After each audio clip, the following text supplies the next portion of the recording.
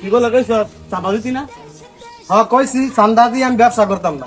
তোর ব্যবসা হতো না তোর দুনিয়াতে কেন চলে এই কাম করতে কেন?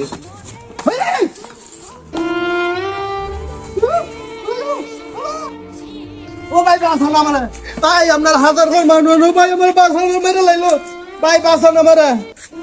তুই কি ভাবছস এত শত শত লোক খার হইছে তোর বাঁচানোর লাগিয়া? আমি তোরে মারবো আর বলতে তামা দেখবো। না ভাই মাইরেন না, মাইরেন না আরে তোরে মাইরা দেওয়ার পর ঠিক আছে তোর দ্বারা ব্যবসা করবো। ভাই, মাইরেন না মাইরেন না ভাই।